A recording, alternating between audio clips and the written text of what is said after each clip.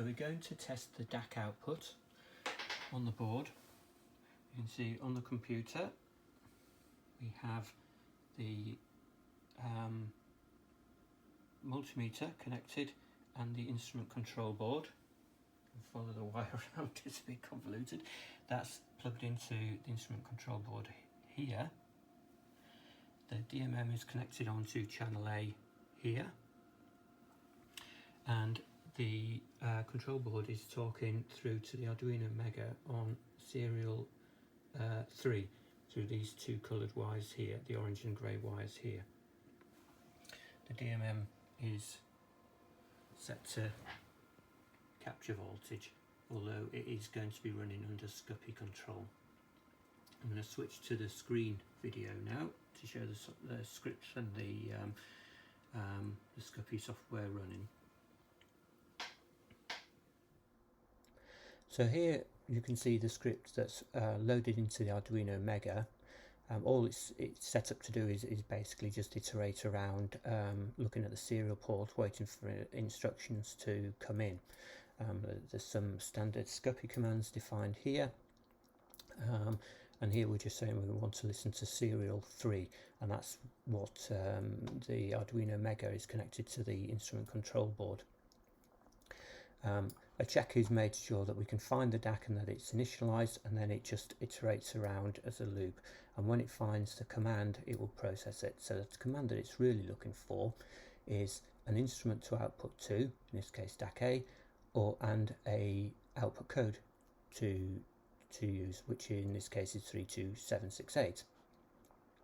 So the command that is actually generated is it's passed out of the incoming string, command string, and we send the command through to the DAC library to update the channel.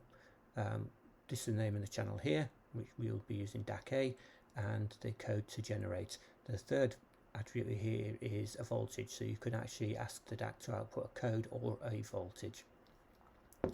Okay, so the script is there, it's set up and running on the Arduino, and this is the actual test application we're going to run.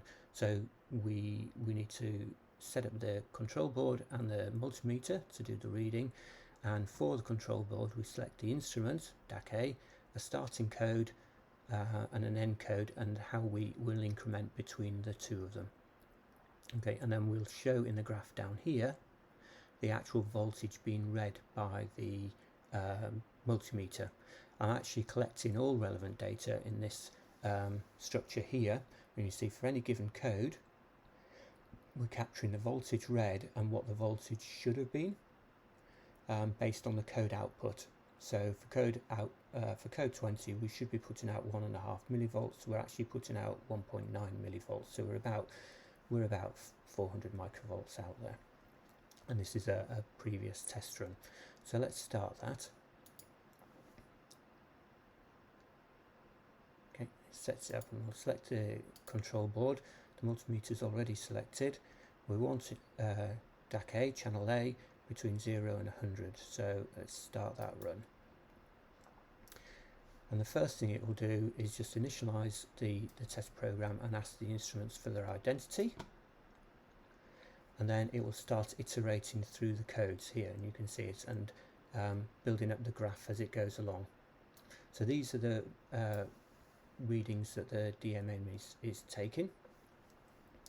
We're pulling those directly off the instrument itself. You can see that the DAC is outputting very linearly for the code, which is good because it shows there are no discrepancies in the actual output generated.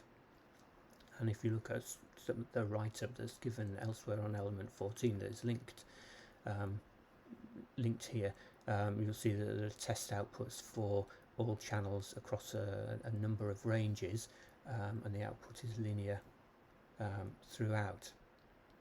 Now we don't need to sort of run it all the way to 100, so I can stop that as it adequately demonstrates the instrument control board working. I can actually zoom in on this not that there's much more to see, but it just shows how sort of linearly the voltage is rising as we output the codes. So that's it. I think that demonstrates the DAC working pretty well.